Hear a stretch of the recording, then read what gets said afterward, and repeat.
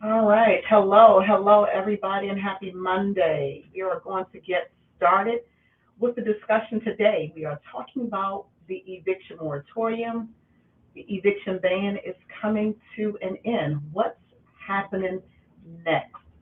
That is what we are discussing today. I'm excited that you're here. Thank you so much for joining me today. If this is your first time tuning in, welcome. I am Karissa Span, the landlord and tenant coach. This is what I do each and every Monday right here on my Facebook and my YouTube channel, 7:30 p.m. Eastern Standard Time. I share information that helps landlords as well as tenants. And so today we are talking about the eviction ban. Do apologize, I came on a little late today. Just getting back into the swing of things with the fall schedule. But today I wanted to share information that I believe is going to help a lot of landlords as well as tenants because I'm going to clear the air of myths, of uncertainty, and to answer questions that you have about what's next.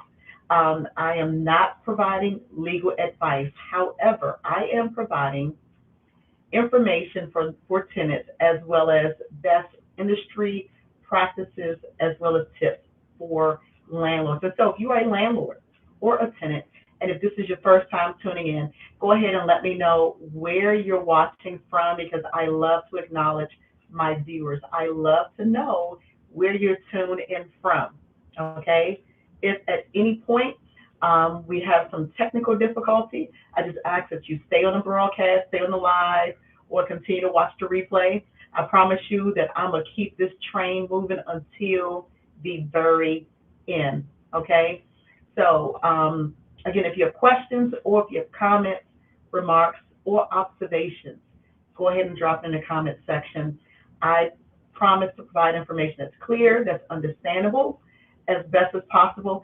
And certainly, like I said, if you have questions, let me know what the questions are. So we are going to get into the discussion today, and I promise I won't hold you long. Hello, Mr. Ricks. Thank you so much for tuning in, and happy marvelous Monday to you. I hope that your weekend was great. I hope that you all are well. Mr. Ricks, you already know we're coming out of the eviction moratorium, the eviction ban, and what does that mean? I've been getting a lot of emails and people asking, well, Karissa, the eviction ban is about to be lifted. What does that mean for me as a landlord as well as questions for tenants? Because I have a lot of concerned tenants trying to figure out what's next. Here's the thing. For all tenants who are delinquent on their rent because of the eviction moratorium, landlords have been prohibited from taking you to court for not paying your rent. Now, once the eviction ban is lifted, it ends. That means landlords will be able to resume to business as usual. However, it may not be business as usual in a lot of places because laws have changed and lawmakers have essentially made it a little bit more challenging for landlords to just evict tenants because they were financially impacted due to COVID, right? And so there are a lot of more stipulations that are in place. There is a lot more red tape that landlords must go through in order to take a tenant to court for non-payment of rent. But here's the thing. The courts have been open. The courts have allowed in many jurisdictions around the United States. The courts have allowed landlords to take tenants to court for lease violations. Um, and so now that the eviction ban has ended or is about to end in many places, that means landlords will now finally be able to get an eviction for non-payment of rent. All right, so I wanted to put that out there first and foremost. Hey, Sissy, thank you so much for tuning in. Sissy, I will be in Brooklyn, New York this weekend, so I hope to be able to hug your neck. I'll be in Brooklyn for a few days hanging out. This weekend is my graduation, and so I'm excited, but I will be in New York. So landlords are now permitted, well, once the eviction ban completely ends, because in some jurisdictions it is coming to an end, in other places it may be extended, or maybe they're working on some more protection for tenants. So as a landlord, here is what I want to share with you. First and foremost, check with your landlord and tenant attorney, okay, about the requirements in order for you to file an eviction case against a tenant. Here's why I'm suggesting this. There are a lot of new regulations and policies that have been put in place. Some of the laws have changed in many states and cities, including Washington, D.C., whereas before, business as usual may have been to file a notice or to go straight to the courthouse, file a judgment, get your court date, go before the judge, get your judgment, your writ, essentially your eviction, and the tenant has to vacate or they'll be put out on the street. Well, let me tell you that a lot of that has changed for a lot of jurisdictions. A lot of cities have changed the policy.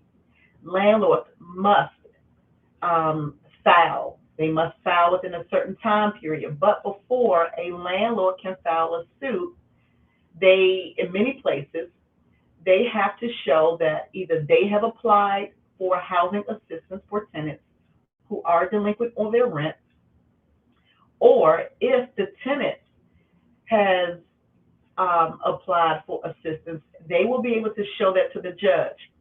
And with that documentation or with that information, landlords will not be able to evict tenants.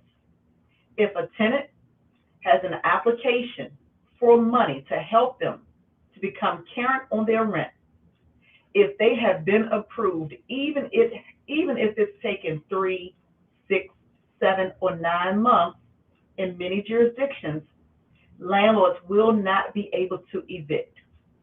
Now, if you have a tenant who has applied for assistance, who has been delinquent on their rent, they've applied but they were denied, those landlords may be able to go ahead and apply for the eviction and be granted, a judgment or a writ, if you will, so that that tenant could be evicted. So first and foremost, please know what the law says you can and cannot do as a landlord or a tenant. Okay, you said, hey, Sales, the emergency rental assistance in Prince George's County is extremely slow. I understand. I get it. I have some people I've been trying to help in Prince George's County, Maryland. I assisted a few with the application. They have actually completed the process because I did it for them. And to date, they have not had an email to say that they were approved or denied. But in Prince George's County and any other jurisdiction, such as Prince George's County, where it is slow, where tenants have applied for the money, but yet it hasn't been released, those landlords will not be able to evict those tenants, okay? So if you are a landlord, please know that there is a backlog. In many places, there are backlogs. There are so many people who have applied for assistance, and they are waiting for the county, the state, or the city to release those funds to the landlord or the tenant. And if that's the case, no judge will grant an eviction. So that gives the tenant a lot more time to stay in place, okay? So if you are a tenant, let me just say this. If you are a tenant, and if you know you are delinquent in your rent, you haven't paid your rent, okay? And if you are waiting for the money to come, please do not think that you must move, even if the landlord comes to your door, knocks on your door and say, hey, Mr. and Mrs. Tenant, you haven't paid rent, you got to leave today. The courts, okay, are in place to make the determining decision. They will decide whether or not you must leave or not. So I had a lot of tenants, surprising to me, a lot of tenants have been harassed and have actually moved because they believe their landlord was there to evict them. Unless you have been to court and a judge has granted that landlord the right or approved them to evict you, you do not have to leave your rental property. I know that a lot of landlords are not liking me right now, and it is okay. I'm here to share information for the entire rental community. But here's the thing, landlords, although you don't like that I'm sharing this information, essentially I am helping you too, because there are a lot of landlords who have illegally filed, well, not, they haven't even filed, they have illegally evicted tenants, okay? Tenants who have been illegally evicted during the pandemic. They can sue their previous landlord and they will be in position to receive monetary donation, contribution, whatever from the landlord because they were illegally evicted. So let me help you to maybe help somebody else. Don't do it. Don't put yourself in a situation, landlords, where you are illegally putting tenants out. The tenant can later come back and sue you, although they were delinquent. Yes, it's true. Okay, maybe they did owe you money. Yes, could be true that they damaged the property. But if you put them out while they are under the umbrella of the protection of the laws that are in place to protect them, they can sue you. Absolutely. Okay, let me go to the comments. It's a catch-22. I know. In Prince George's County, if the landlord gets the money, landlords can't evict or take action for another 90 days after receiving the payment. Now, that's just Prince George's County. There are so many jurisdictions, there are so many counties and cities that are following the suit of Prince George's County. So this is why I'm telling you to find out what the law is in your particular area. I promise you, DC may be one of the most complicated places as a landlord to try to evict tenants right now. It is a nightmare for many. So this is why I'm telling landlords to please get yourself a good landlord and tenant attorney who knows the law. Don't just get somebody that's new, don't know the law, don't understand what's going on, okay? Get an attorney who is knowledgeable in the practice so that your case is not dismissed. Because even if you get an attorney who is not knowledgeable about this process, okay, you still have to pay them. You have to pay them for their services, whether they know it, whether they know the law and can actually help you or not. So it is in your best interest. Ask the right questions. Make sure that you understand what's going on. Hey, Sade, happy marvelous Monday, beautiful. Yes, please do share. Sharing is caring. If this information is helpful for you, please share it with somebody else. Don't be stingy. Don't hold back on the information. This information costs you absolutely nothing. It's free 99. Don't get any better than that. Sade, I love being educated as a landlord. I love my tenants to be educated.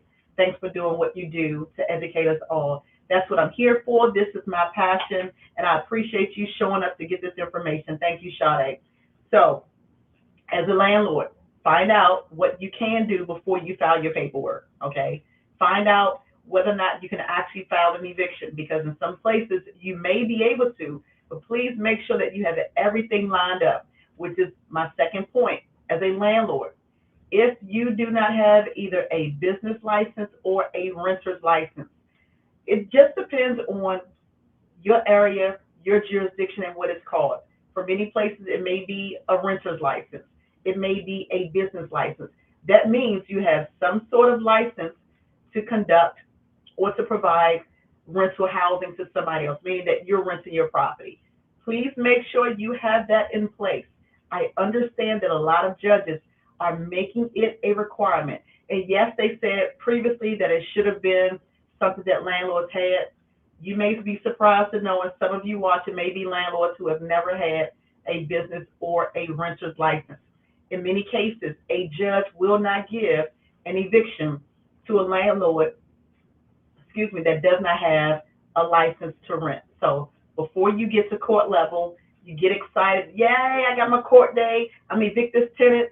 Make sure you have a license in place, okay? So tenants, understand that your landlord has some sort of requirements. There's some steps that your landlord must take.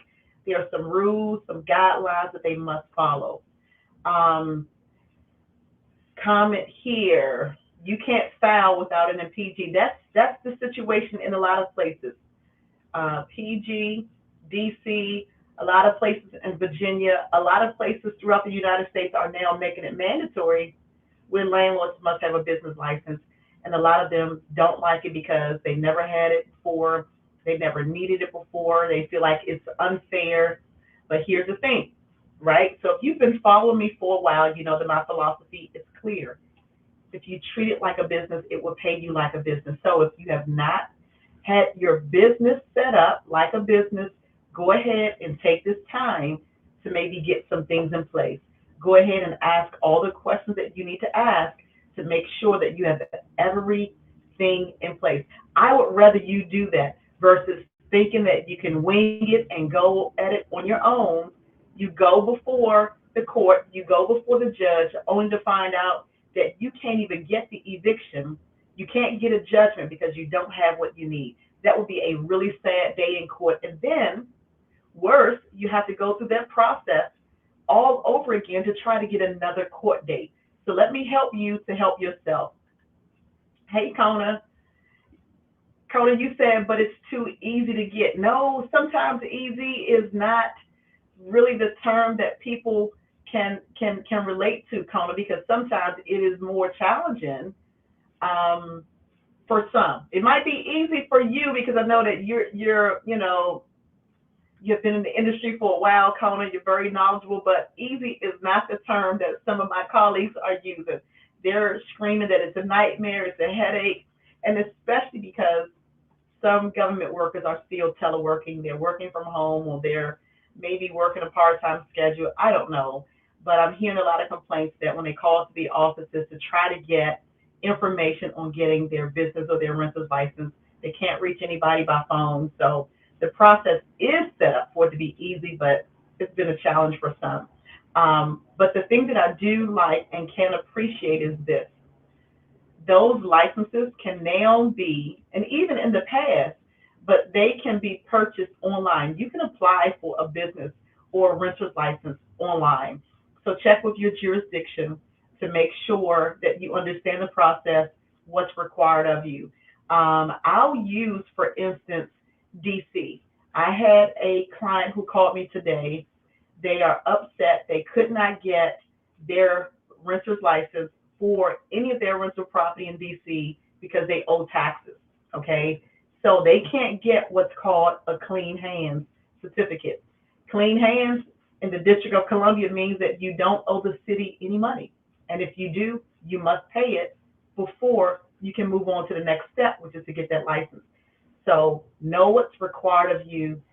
Start going through the process now, even for landlords who don't have tenants, right? If you don't have tenants who are delinquent, still research the process. Still understand what it takes to get a renter's license, or what it takes to be able to file a court case. Because at some point, maybe you will need to go through that process. And it will be much easier for you if you have the knowledge of what's required. If you understand the process, when it's actually time to go through it, it'll be easier because you have a working knowledge or understanding of it. So I do hope that that helps. Okay, so Sade, I see your comment. You said, I have a mix of tenants, some on Section 8, some are not. You've been blessed to only have one who fell behind on the rent during COVID. Thumbs up to you, Sade.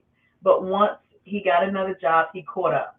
Luckily, that was for one of the homes that you own and you have no mortgage. With everything that's going on, I've been leaning towards accepting only Section 8 tenants. Listen, that is a good point. especially because of the pandemic. A lot of landlords are now starting to do the same thing, Sade. Me personally, I have been in property management for well over 28 years, and most of my career in the industry, I have specialized in affordable housing. So I do have market tenants, I have commercial tenants, but the bulk of my tenants and residents have all come through some sort of housing subsidy program, so I get it. I don't have to too much. I don't have to worry about tenants not paying rent because of COVID, because they're going through some sort of government agency where I get government money monthly. And even the clients that I serve, most of their tenants are like you, Sade, have tenants in housing programs. All right, you said tenants don't want to lose their vouchers, so they take care of the place with good screening and procedures in place. Listen, that is a great point, really great tips, because screening is by far the best thing that a landlord can learn how to master. But unfortunately, a lot of people fail it. And for that reason, this is why I've created training to help landlords with their master strategies, because you have to have strategies and systems in place, I believe, to be successful in the industry.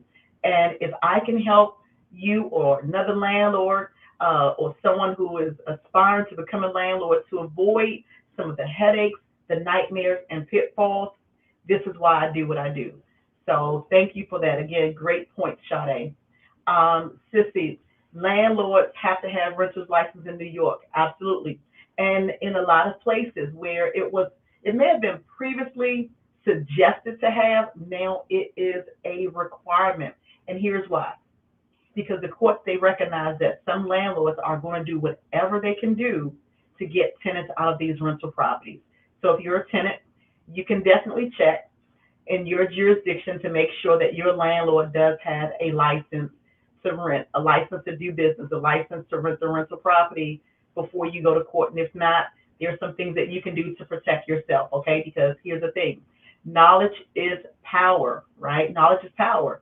But when you implement, when you act on the knowledge that you have, that makes it much more powerful. So put yourself in a position as a landlord to come out on top. Put yourself in a position as a tenant to not be taken advantage of by landlords who are not trying to do the right thing, because unfortunately, all landlords are not created equally. I like to think of myself as a great landlord. Nobody's perfect, but I put myself high up on the food chain, right? When it comes to being a landlord and how I treat my tenants. But I also recognize that everybody don't value tenants. Everybody don't really have a heart like I do to help people. And so I value my tenants. I respect my tenants. Not to say I don't have bad seeds, right? Not to say I don't have tenants who are not the greatest, because I have some of those as well. But educating my tenants is what I really enjoy doing, because sometimes, and here's what I strongly believe, people do things for two reasons, either because they don't know or because they don't care. And so those are the tips. That's what I wanted to share with you today. And I am super excited for just the ability to share this information with you. This is what I do each and every Monday. I thank you for showing up. I thank you for your comments. I thank you for your tips and the value that you add. And if this information has been helpful to any of you, please share it with another landlord. Please share it with a tenant. If you have questions, I'm available. Please email me. My email address is info@landlordlife.com.